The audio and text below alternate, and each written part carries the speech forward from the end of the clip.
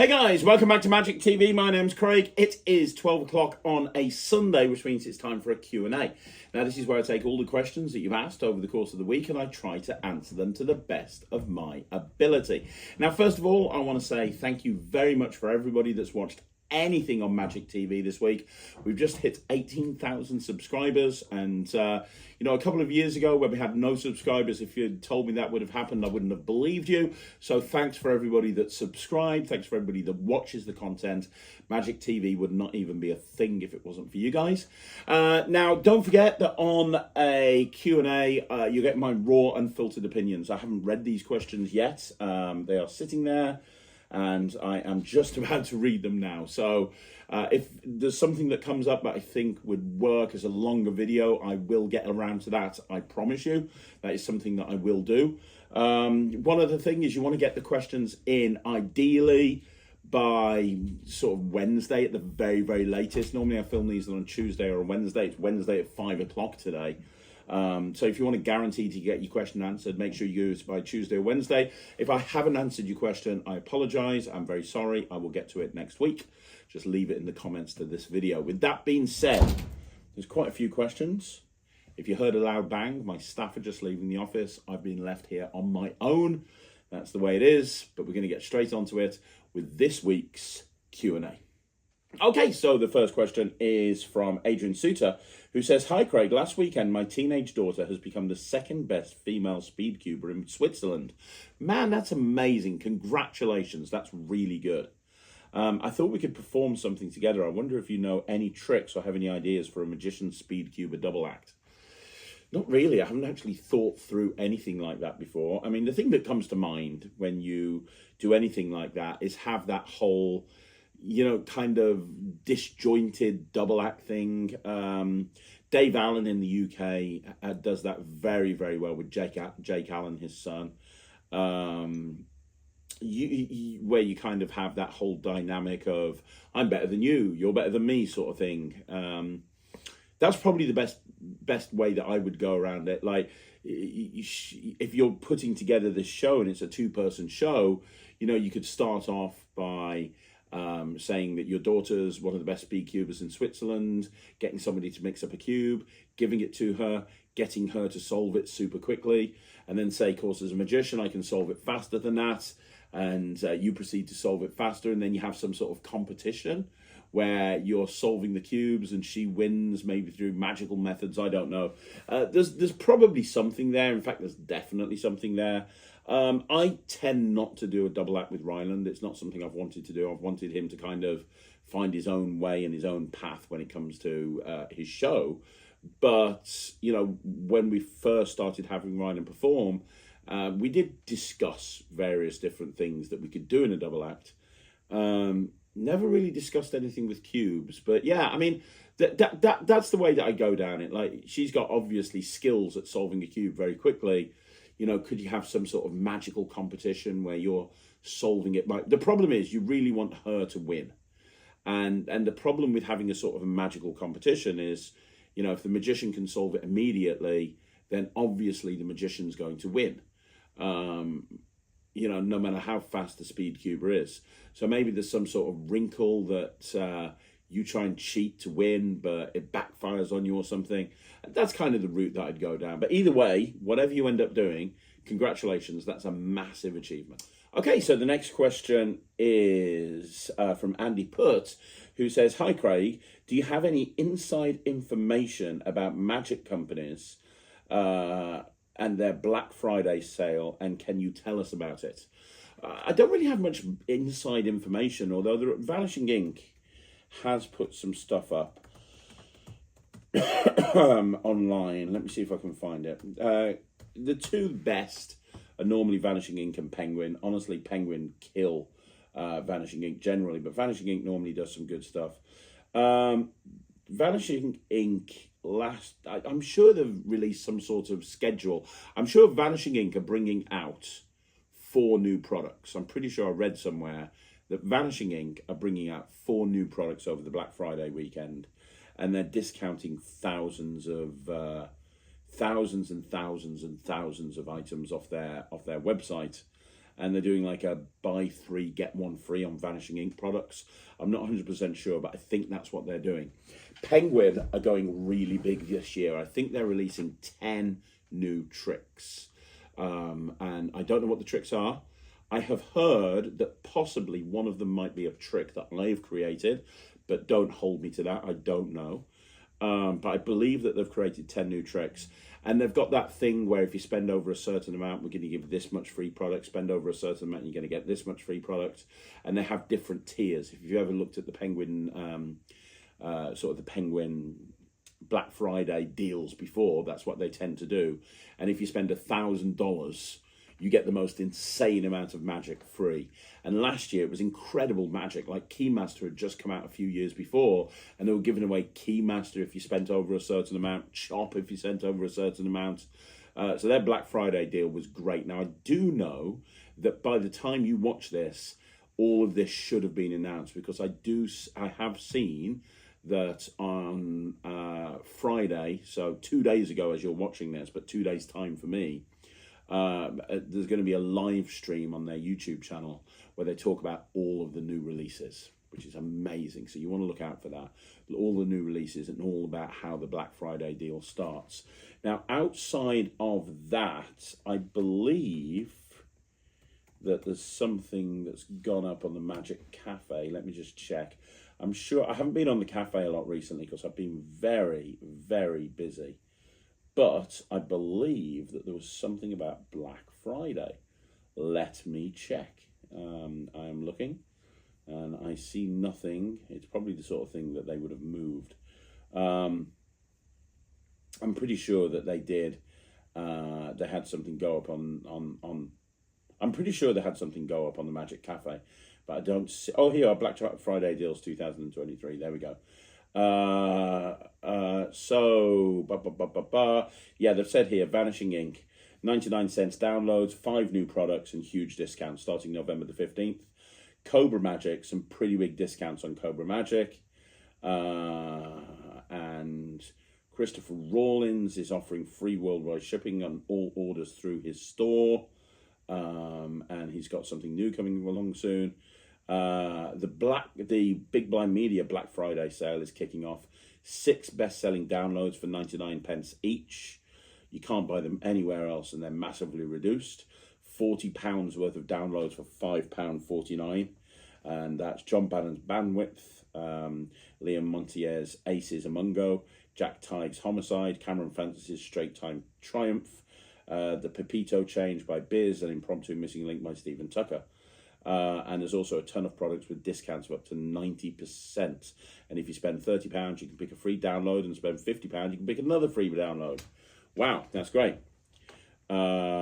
Is there anything else I'm reading? MJM Magic have got a sale on at the moment. These are the 5 tricks that are coming out through Vanishing Ink. So I've new release from David Regal that allows you to produce a named card from anywhere, no pocket indexes or palming needed. A brand new trick from Harapan Ong that's devilishly clever. Super Fooling Effect, in which a selected card is revealed in the stars projected on the wall. A former trick of the year that's been unavailable for over a decade is now back and bigger than ever before. And a brand new beautiful book featuring the life's work of a legendary magician. So that sounds pretty cool, doesn't it? So there you go. Is there anything else? I don't see anything. No, that looks about it. Airship has its annual holiday sale. So you can go over to Airship and speak to the guys there. You get 50% off store-wide and free shipping for orders over $100, and that's on Airship right now. So there's a bunch of stuff going on. There'll probably be more announced as we get closer to Black Friday. Alakazam will definitely be doing stuff. You know, all of the big retailers will definitely be doing stuff. Last year, I did a month free of the Netrix, no obligation. And it was quite good, and lots of people signed up. I don't know if I'm going to do it again. Let me know in the comments down below. Would you like to see free access to a month for the Netrix? Because, you know, I'm umming and ahhing about whether to do it again. So let me know if you think that's something that you'd be interested in. Okay, so the next question is again from Andy Put Magic, who says, What do you consider to be the best Christmas tricks for close-up and parlour? With Christmas, I do tricks for friends and family, and it's always fun and laughter. These are the tricks I'm doing, but I hope you can add a few awesome ones. Socks Christmas Edition by Michelle Hoyt. Socks is amazing. Elf by Ryan Petty's dad. Yeah, Elf is something I brought out through Alakazam last year. It's a great storytelling type packet trick. It's kind of got an oil and water feel, wild card feel, but it's all about elves and Santa and the North Pole. The Christmas paddle set by John Horn. Great, really, really great. It's like a paddle, but a Christmas tree. If you think about the Richard Sanders paddles, the turbo stick, it's like that, but in the shape of a Christmas tree. And so when you put the Sharpie on there, that's the baubles on the tree. It's really good. Snowway Man by Steve O. Watson and Gary Stumper. Yeah, Snowway Man is one of my favourite Ace Magic Studio releases. It's really good. I did a review on that as well. And the Christmas movie trick that you will put out. Keep up the good work. We'll talk about the Christmas movie trick in a minute. There is a Jamie Dawes. So Christmas. There is a Jamie Dawes trick that you can get off. You can get it off Penguin Magic, and I'm just trying to find it right now. And it's really good. And no one's heard of it ever, and it's really good. It's a Jamie Dawes thing, and it's all based around Christmas. It's just it's a download, and I remember downloading it and thinking, oh, what's this? Is it any good? And thinking it was brilliant. I'm not too sure. Search for Jamie Dawes at Penguin Magic, and you might find it. But there's a really cool Jamie Dawes thing on Penguin Magic, and it's all to do with Christmas. Now, as well as that, you got the there's a couple of different versions of Christmas Monty.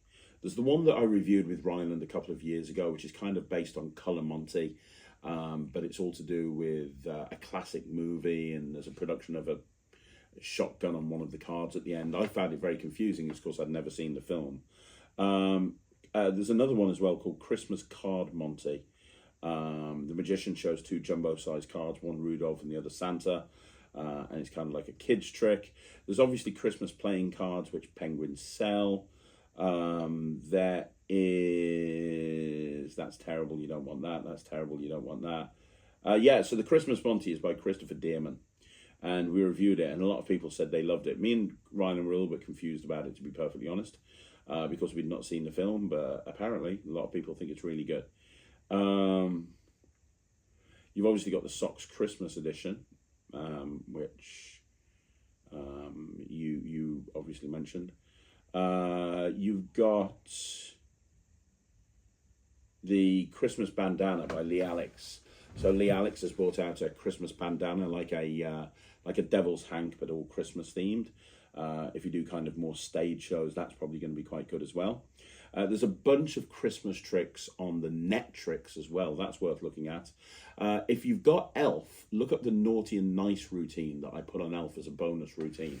So I put a bonus routine on Elf, and it was all based on, it was an oil and water routine, an Out of This World routine, based on Christmas. So the whole idea is you had cards with Naughty and you had cards with Nice, and the whole presentation was giving some of the powers that Santa has to a member of the audience, and you put a Santa hat on them and you tell them that that's going to give them the ability to be able to sort out people who are naughty and who are nice. And they do an Out of This World with cards with Naughty and Nice on them, and they separate them all. It's really quite cool. So it's worth looking at that one. I don't really know much else. There's not that many Christmas tricks, which is why I bought out Elf last year.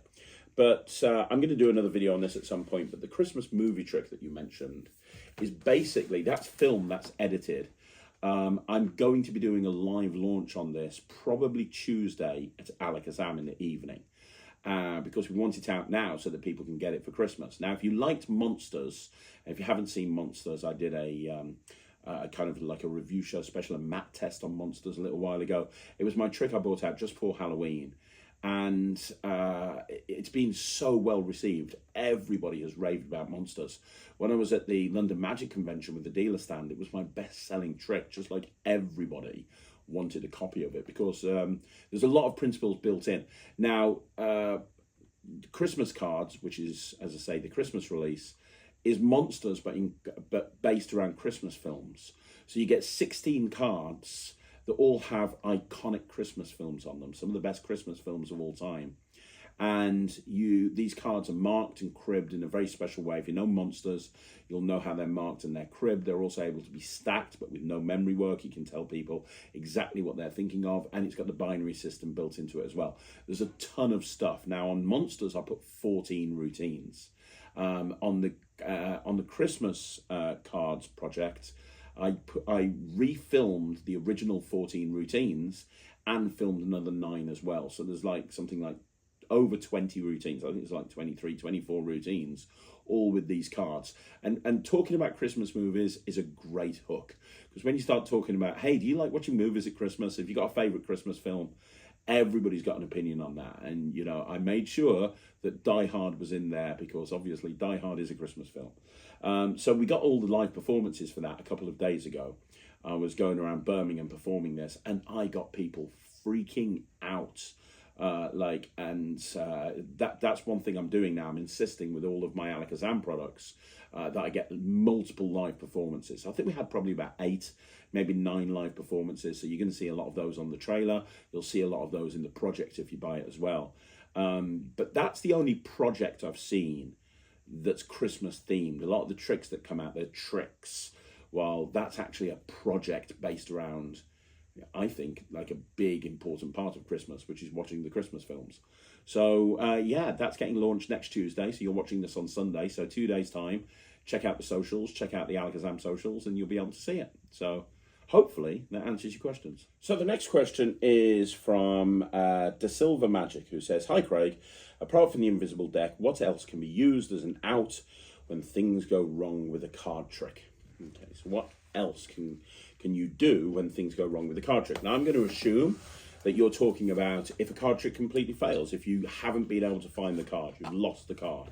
And you are right, with an invisible deck, that's absolutely the best way to deal with a lost card, because you can say, well, I knew ahead of time what card you'd pick because I turned it over in this deck, right? But there's a million other ways of dealing with it. So let's just say that they've picked the 4 of diamonds, and that card, somehow you've lost it.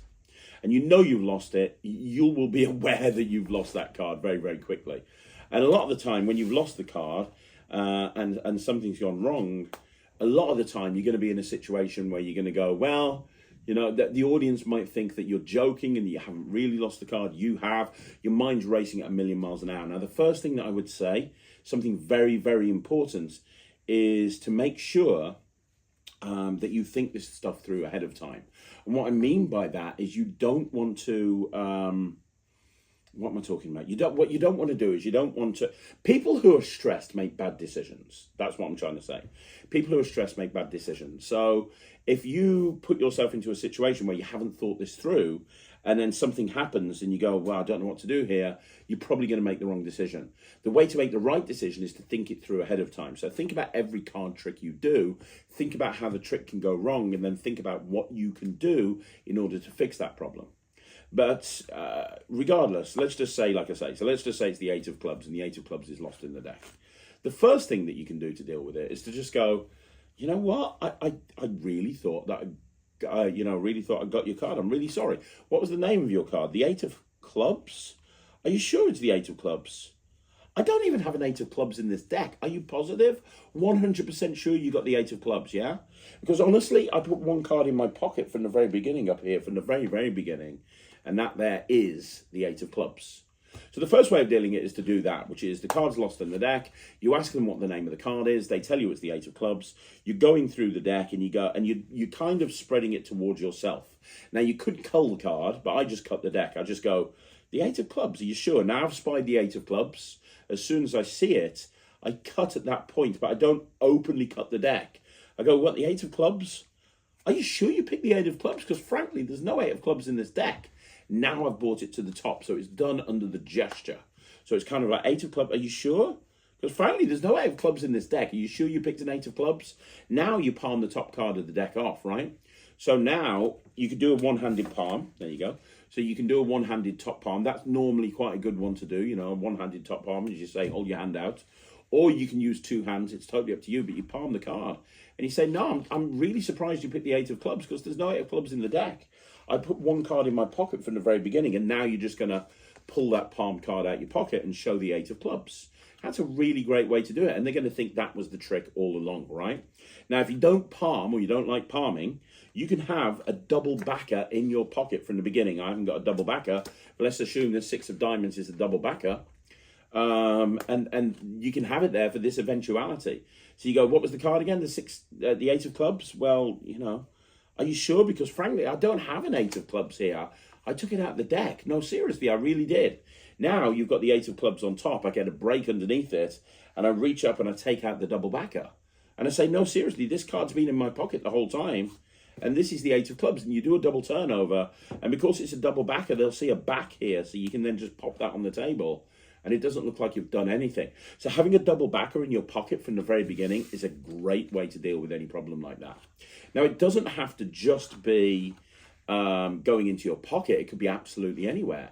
So for example, once you know what the card is and you've got it on top of the deck, you could palm it up, you could fold it up and do a card and a watch, or you could do the card in box move. So you get it to the top of the deck and you palm the card off, put the deck down over there, pick up the box and do the old card in box move where you say that the 8 of clubs has been in the box the whole time.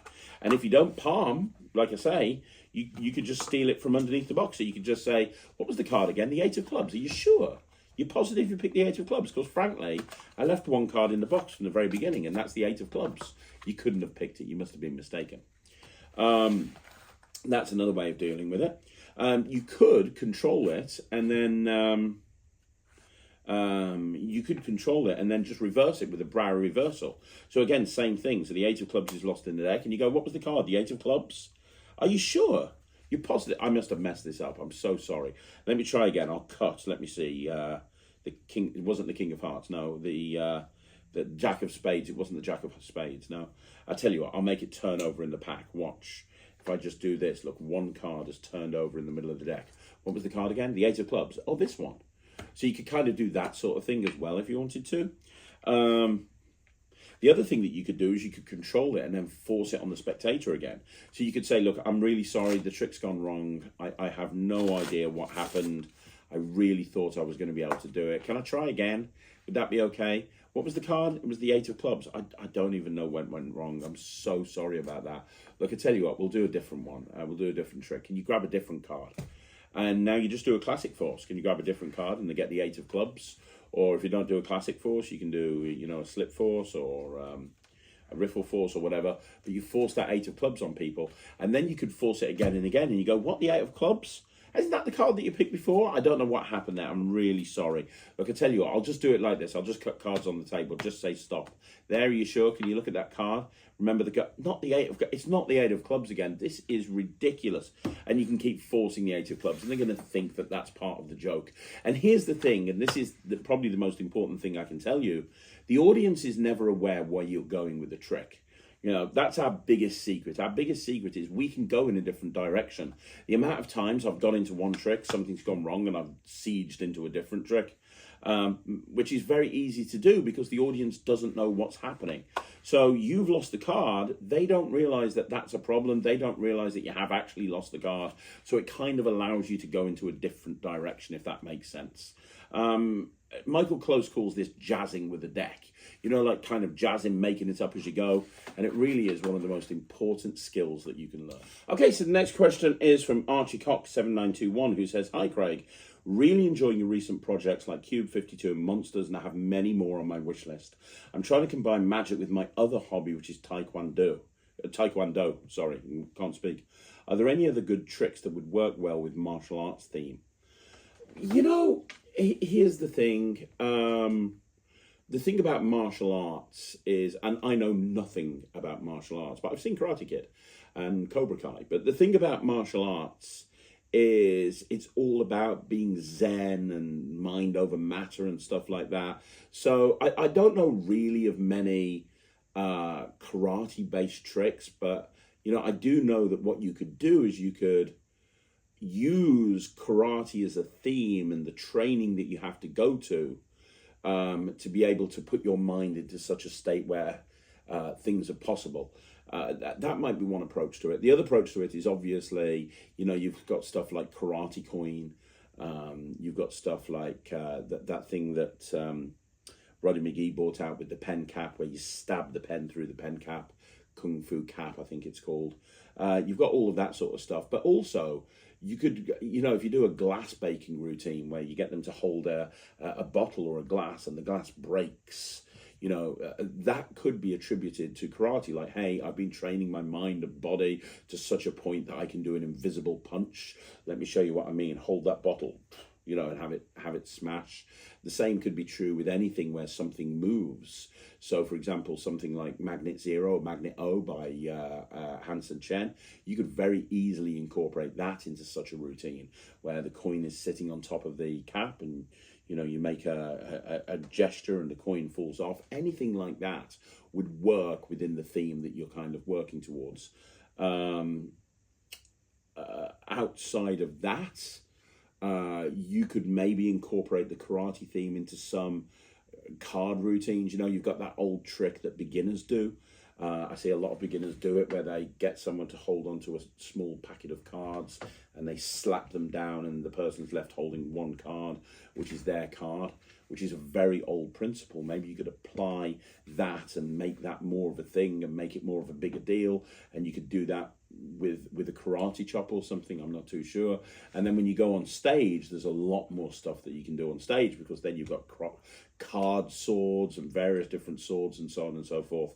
But in terms of close-up, I'd probably think along the lines of, you've got this ability to center your mind, and that allows you to, psychically punch somebody. You could say, hey, a lot of people think Taekwondo is all about punching and kicking. Well, it's not. There's a lot more to it than that. And let me give you an example of what you can do when you're one with your body and your mind, or something along those lines. That would probably be the best way to do it. Or you could go down the route of doing like lots of Karate Coin style routines, lots of karate card routines. That would work as well. So hopefully that helps. That's a few ideas for you. Okay, so the next question is RDGTEX. Ridgetex. Hey, thank you for your contributions to magicians worldwide. My main focus is on the Mem Deck work, card sleights and deck handling. That does not mean I have not amassed a substantial collection of top shelf magic and gimmick decks. I've recently come to the realization that all this great magic is languishing as if it were in my bottom drawer. I have a full-time 9 to 5 and I practice most evenings on the weekend. I've recently started forcing myself to practice at least one untouched effect from my collection every week, and I'm starting a journal for each trick, listing an effect I might transition from to it and one I might perform afterwards. How do you keep all the magic in your collection meaningful and not collecting dust? The thing with me is I just love magic. I just love reading magic books, and I love watching magic videos and practicing tricks. A lot of the time I'll practice them and I'm never going to even do them, but I find that fun. I find learning magic interesting, and I find learning magic relaxing, and it's kind of making me more knowledgeable, which I think is really important, because the more knowledge I have, the more I know, and the more I know, the better I'm going to be able to approach any problem when it comes to creating or performing magic. But that being said, how do I keep all of my magic in my collection meaningful? It's not. There's some tricks that I've bought and I've learnt them, and maybe Ryland's done it once for social media, but it's not something that we've ever done, and that's okay.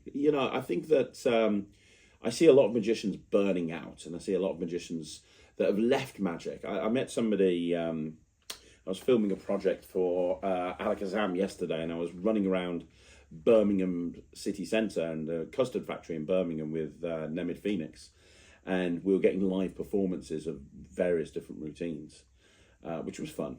But I met a guy in one of the shops, and he came up to me and he went, "Oh, hi, are you Craig Petty?" And I was like, "Yeah." And he said, "Oh, I used to be into magic all of the time, and I used to watch you on the Wizard Product Review with David Penn." I was like, "Oh, really nice to meet you." And I asked him if he still did magic, and he said no, he dropped out of it a few years ago because he felt like he wasn't enjoying practicing anymore, and he misses it sometimes, but it's still not anything that he does.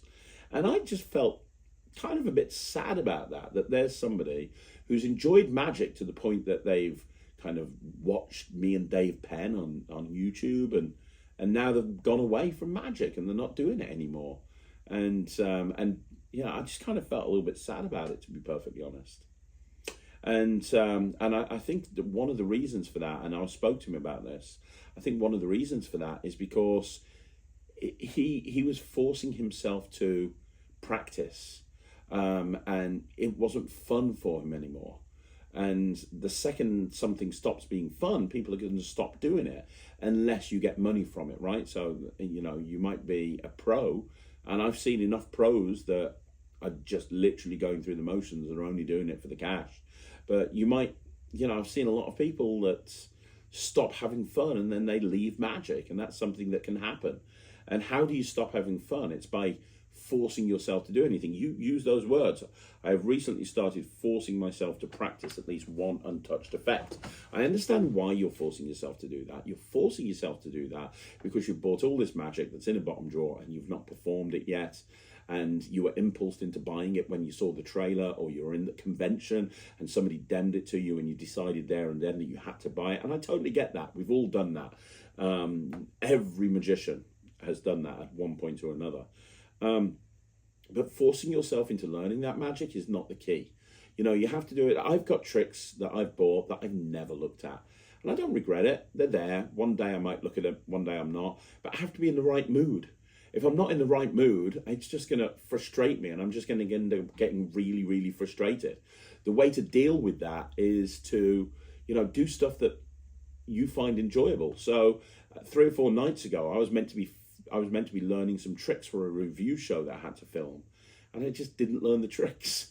I just got fed up, and I was just like, you know what, I'm going to put on a film. I'm just going to watch a film. I'm not going to go and spend hours learning a trick. I'm just not feeling it right now. And I knew that with my head the way it was, I wouldn't do it justice, and I just learned it the next day. So, the key thing I would say is it's all of my magic in my collection is not meaningful.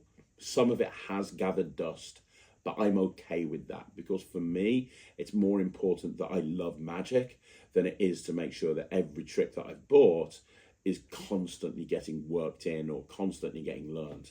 That's just never going to happen. But I always want to make sure that I carry on loving magic, and forcing myself to do anything is not the way to do that. The Magic of Seth says, if you could take a guess as to how many plaid checked shirts you own, what would it be? About 40. About 40. I've got 5 of this one. When I see a check shirt I like, I just buy 5 or 6 of them.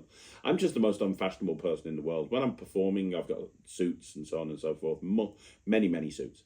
Yeah, I just, whatever. I'm not the biggest. I'm never going to be the most fashionable person in the world.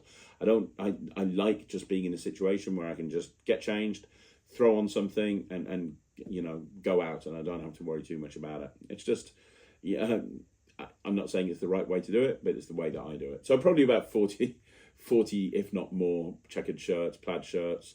I always buy a few more when I go to the States. I always buy more whenever I go. I do like my checkered shirts. Okay, so the next question is from CJLC010, who says, "Hi Craig, can you recommend some coin tricks that don't require complicated sleight of hand? Currently, I'm using Double Deception by Mark Mason and Imagination Coins by Gareth Thomas. 2 great tricks, 2 really, really good tricks. Obviously, you've got coin uniques. Coin uniques are relatively easy, and you can do an awful lot with them. Dynamic coins or pro caps are a great coin trick that you can do very, very easily. The Tunnel by TCC, which is an update of Coin Squeeze, is very easy to do. Takes very little sleight of hand, but looks wonderful and is a joy to perform. The Mirage coin set and Apparition and Nightshade, which is not out yet but will be soon, are 3 3 coin sets that I've put out that have multiple routines in there, like hundreds of routines between the 3 of them, and none of them require, you know, there's a learning curve. So what I mean, you look at Mirage, for example, some of the routines are almost self-working. You know, the Matrix is probably one of the easiest things that you'll ever see. Some of them require a bit of practice, and they're going to require practice to be able to do effectively. But a lot of them are very, very easy. Same with apparition. Apparition, you can do apparition with almost no sleight of hand. There's no palming because the purse does everything for you. But if you want to put some sleight of hand in, then you know, you can, and that's great, and that's all well and good, and that's brilliant. And there's lots of routines you can do with apparition that will require sleight of hand, but a lot of the main routines are very, very easy. Outside of that, trying to think of really, look up the Ammo by Full 52. The Thieves and Sheep routine, Metal Sheep by Gary Jones specifically, is very, very easy. Anything else that's super easy? The Purple and Green coin routine from the Netrix, which is a 5-phase copper silver routine with a purple coin and a green coin. That is very easy to do. Yeah, I think that's a good mix. Flying Eagles is another good one. And look, the ultimate DVD set to look at is Michael Amar's Easy to Master Coin Magic series, because they've got some really easy coin magic to learn on there. One of the first tricks that I ever learned, and one of the first tricks that I ever actually taught people, because I got into magic and then worked at a summer camp in America teaching kids magic. And one of the first things that I taught them was the coin fold, the old-fashioned coin fold, where you take a piece of paper, you fold a coin up inside the piece of paper, and then it vanishes, and you rip it up and the coin's gone. And it's a signed coin, it'll appear elsewhere. Or making, you know, putting a coin, wrapping it up in paper, putting it on a coaster on a glass and having it go through the coaster. Anything like that is really good. The coin fold is very easy to do. You can learn that in Bobo's Modern Coin Magic and a load of other places. But yeah, I mean, there's a few ideas that'll get you started. None of those routines I've spoken about are that. Okay, so the next question is from MSCrim83, who says, "Hi Craig, I'm looking for a dancing cane that is wood or metal with higher quality than Tango. Are you aware of any on the market?" Well, Ryland does the dancing cane, I don't, and he uses a light-up dancing cane, which is beautiful. And my friend Jude Perry is looking at doing his own dancing cane, but you're a couple of years away from that being done. The one that I would recommend that's really good quality is the Super Wand by Bond Lee. Now, Super Wand starts with a normal wand, and you take the end off and you put it away, and it keeps jumping onto the wand, and he keeps doing it again and again. Then it goes 20 times bigger, which looks great. It just grows into a cane instead of a wand, and then you start floating the cane. It's got a built-in dancing cane into the gimmick as well, and you learn Bond Lee's dancing cane routine. So I would say that's one of the best I've seen that isn't like a light-up cane. That's the one that I go for. The quality of that is very good. Okay, so the next question is from Philip Porston, who says, "Happy Sunday afternoon, Craig." Same to you, even though it's Wednesday right now. "Having performed a 8-person per table, 9-table event recently, I found it difficult in not performing the same trick twice. I had approximately 6 minutes per table. In the corporate tables event you perform, do you ever perform the same trick to different tables, and do you consider this acceptable if it's a paid gig? Thanks for your magical brain and all you do for us muggles. Keep the magic alive, Phil." You're more than welcome, Phil. In terms of the question, yes, I think it's fine. I wouldn't do the same trick on the same table every single time, but varying it up. But doing it maybe every 2 or 3 tables is fine. Again, it very much depends. You've got here a 9-table event, 8 people per table. You have to understand that some of those people are going to talk later on. And what you want to do is you want to think about it from the client's point of view. So the client's going to be getting feedback on the event that you've been to and potentially then booking you again in the future. Now, if that client gets feedback and everybody says, "Oh, it was really good, I saw this trick. Oh, it was really good, I saw this trick. Oh, it was really good, I saw this trick." That's not going to be as good as having different tables say, "I saw this, I saw this." So if I was that event and I had 8 people at a table 9 tables and I had 6 minutes per table, I would probably do Toxic Plus on one table. I'd do an intro. You know, but realistically, 6 minutes is time for me to do one trick and one trick only. I might try and squeeze 2 in, and I might start with a very simple coin routine that's a couple of seconds long, because I know hundreds of coin routines, right? So I could start off with a different quick coin routine on each table. So the first table, I get a coin to you know, like a coin to ear, coin to eye. Another table might get a very quick version of coins across. Another table might get a really quick version of 3 fly. So they've all got different coin tricks, which is going to get them into it. But in terms of the content, I think one table would probably get Toxic Plus, one would get Fiber Optics, one would get Hyperring, one would get Linking Rings, one would get Card Under Box, one would get Multiple Selection, one would probably get some sort of DFB style routine. One might even get something like a ring and string routine. So I'd vary it up quite a bit. Now, if I'm at each table longer, I might actually repeat a trick. So, for example, for me, Toxic Plus is one of the best tricks that you can do, in my opinion. I think Toxic Plus is absolutely brilliant. And there's a very good chance that I'd probably do that more than once, because I know it's a guaranteed crowd pleaser. But yeah, I mean, look, there's no right or wrong. The thing that you need to remember is, as long as the client's happy, that's what's important. But if you're thinking long and hard about this, you don't want the feedback that's going back to the client being that everyone saw the same trick. From their point of view, if you gave them an option, they'd probably ask you to change it up. So yeah, try and change it up as much as you can. But most importantly, have fun with it. Okay, so the next question is from Alejandro Termendi, who says, "Hi Craig, I love your channel. I'm an amateur magician and I have developed a technique to roll coins that allows me to control the roll and produce whatever result I want, heads or tails, all the time. I think it's not published or created by anyone before me, but I could be wrong, of course. Assuming it's not done before, I would like to give this technique to magicians for free. I don't see myself selling the trick because I'm not a good performer. Also, it's not a routine, just a technique, and I prefer more people using it than just a few people paying me a few dollars.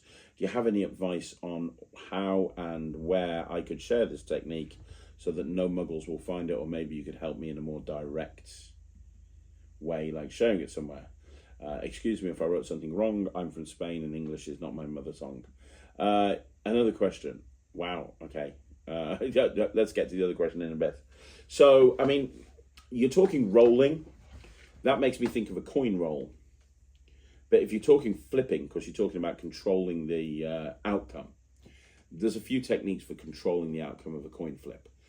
John Allen has one. There's one that's just been bought out by Penguin as a download. It was like their download of the year last year. I think it's called Flip. And it fooled Penn and Teller. There are a few different ways of actually controlling a coin toss. So before you release it, what I would advise you to do is look into that, right? That's very important. Do some research. But in terms of publishing it, if you want to publish it for free and you don't want anyone to pay and you want it to get to as many people as possible, I would consider setting up a Penguin partner account on Penguin Magic. They have a Penguin partner account. Once you've set the account up, it's very easy to get. You can upload stuff to your account and they will push it out for you like it was a normal product. So it will go in their latest and greatest. It would be promoted to all of their visitors to the website, and you could then share that product page. You could share that product page on places like Facebook groups, the Magic Cafe, and say, hey, I've got this new trick, it's free. And you can set the numerical value of the course to 0. So you can actually have it up there for free. That's what I'd do if I were you. That's probably the easiest way to actually achieve what you're wanting to achieve. Okay, so the next question is again from Alejandro, who says, another question, sorry. I would like to purchase a flipper coin and an expanded shell. I was looking at the Mirage coin set, and even as I understand the potential behind the flipper being half copper, half silver, I don't know if that would be a problem for me because I'm starting and it seems easier to me if the flipper is just silver on both sides. Do you have any other coin sets, or can you give me some advice on what to buy? I was checking the Tango website and it looks really overwhelming because there's lots of coins and different options. I live in Spain, so buying from the USA or other places can be expensive because of the surprise extra taxes. Okay, I will go to some Magic local stores as soon as I can, but there are none in my town, and also I don't want to buy the thing first they have, and not the best for me, so I prefer to inform myself as much as possible beforehand. Thanks very much, Craig. Really appreciate the channel and the content, and I hope I have the opportunity to see you perform someday. You are generous, and all the advice you offer is gold for people like me, I'm sure. Please keep up the good work. You're more than welcome, man. I really appreciate your kind words. I very, very much do.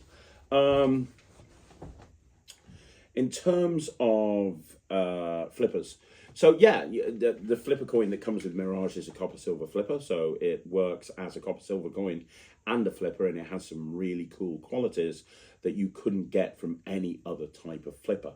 And if you're new into coin magic and you're wanting to get further into coin magic, then getting that flipper is a really good idea, because you'll get the Mirage coin set with it, which is a masterclass in going from beginner to pro with coin magic.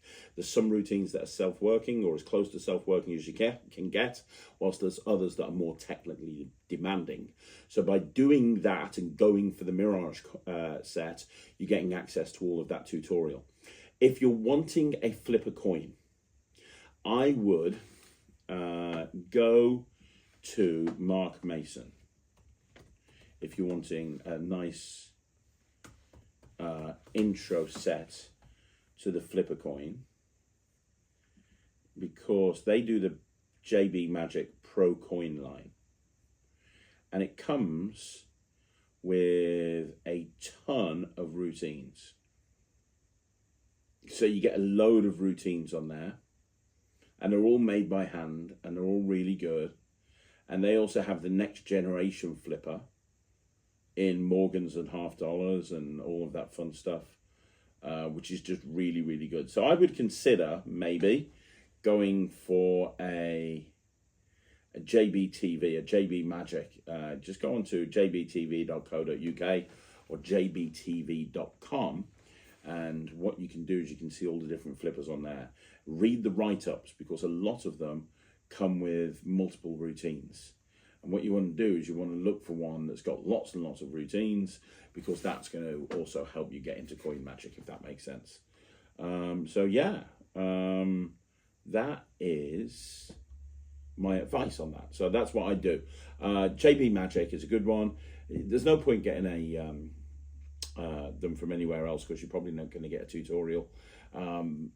And the easiest tutorial to use is Mark Mason. He's a great teacher. So either go with the Mirage coin set or go with something from JB TV.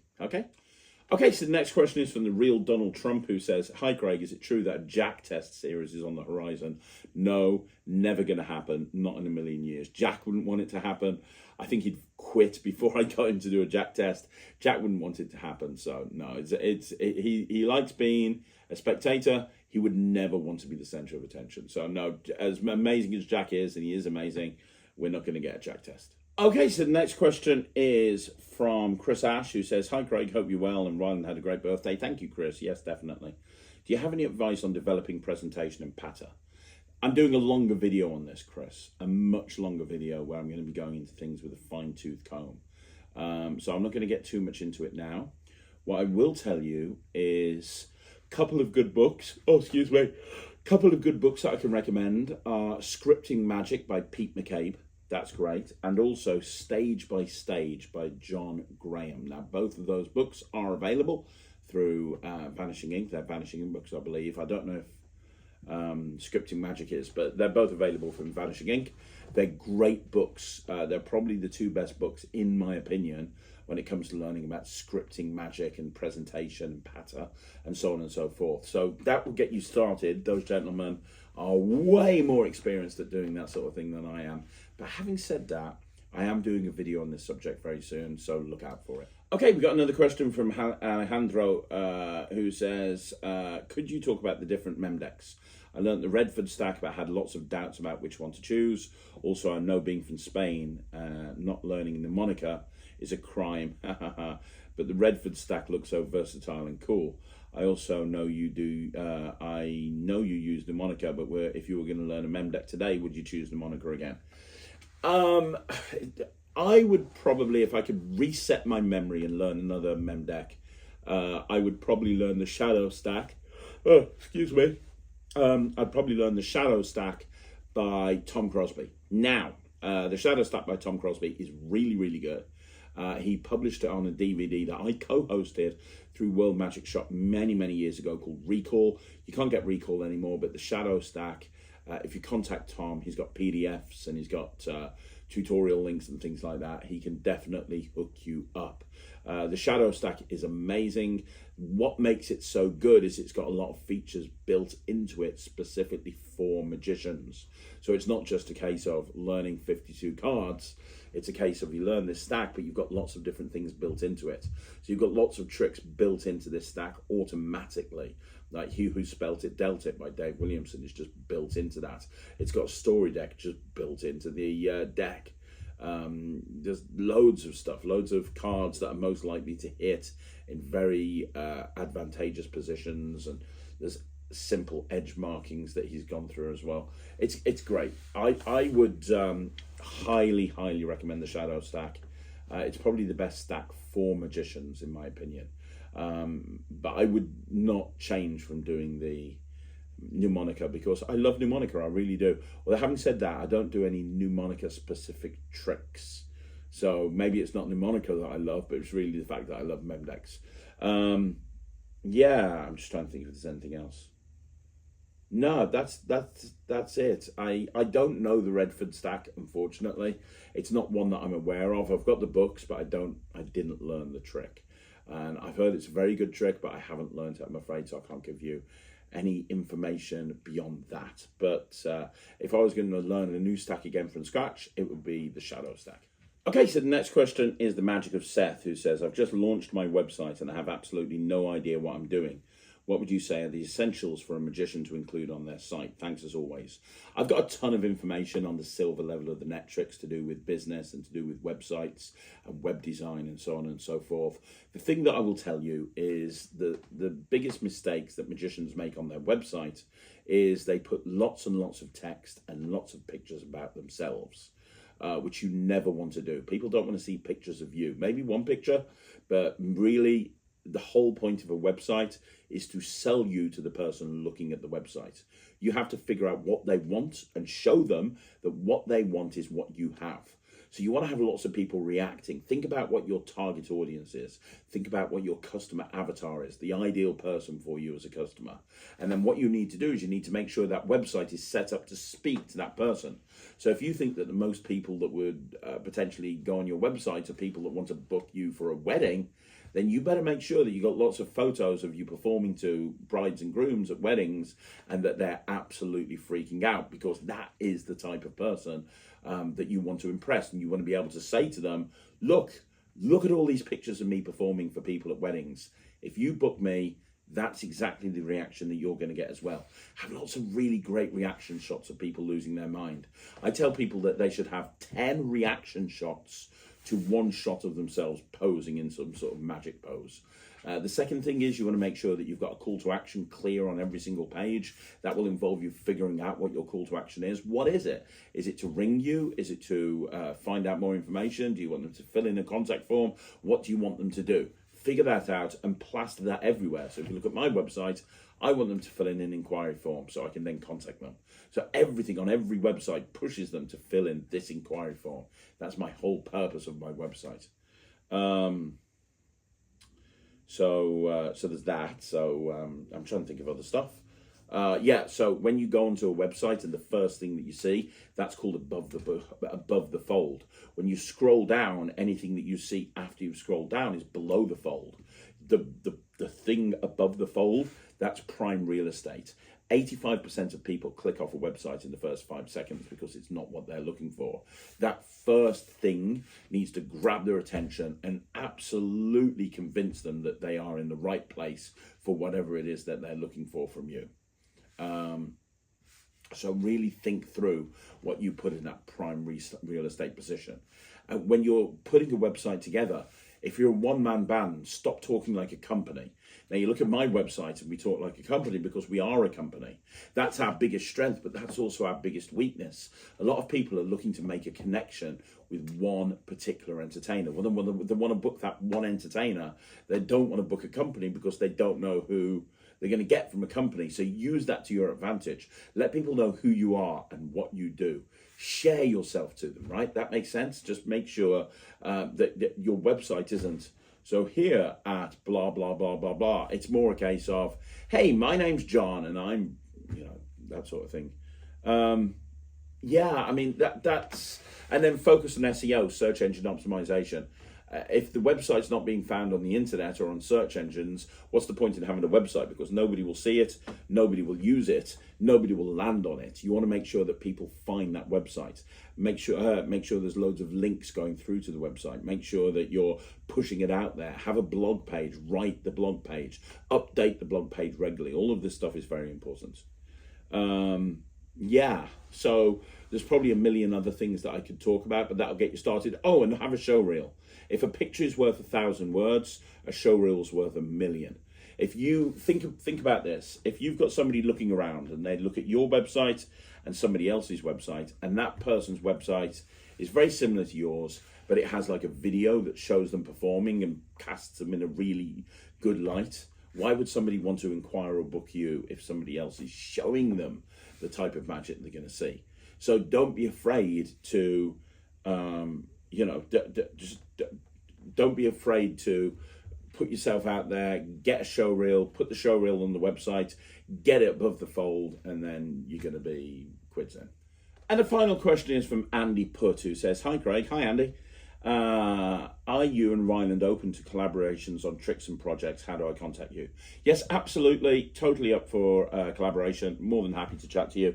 A couple of different ways. Send me an email to craig@magictv.org. I'm away sometimes for days upon time and I won't see the email, but feel free to harass me, craig@magictv.org. If you want to have my team send a message to me, send it to admin@thenetrix.com or info@magictv.org. Mark it for the attention of Craig. They will forward it to me. Reach out to me on Messenger. I'm not very good at Messenger, but you might luck out. Contact me on my phone number, 07947123967. That's my personal phone number. I always answer the phone, and if I don't answer, I'll call you back. Same with text messages and WhatsApps. I'm not very good at them, but I will get back to you eventually. And short of that, it was not meant to be. No, but those are the best ways to get in touch with me. There's a few different ways of doing it, but that's the best way to get in touch with me. And worst case scenario, my office is open 9 till 5, Monday to Friday. And my office team will take a message. Just call 0333 301 3001. Press option 3 and speak to one of the team there and ask them to pass me on a message, and then I'll call you back. So there you go, guys. That's another video in the bag. Do me a favor, let me know what you think in the comments down below. This has been a great Q&A. I've really enjoyed it. You want to see more videos like this, like the video, subscribe to the channel, leave a comment down below. Don't forget, I'm going to be back tomorrow with another video. I'm going to be back tonight with a review show special at 6 o'clock. So look out for that, and I will see you again soon. Thank you so much for watching. My name's Craig from Magic TV.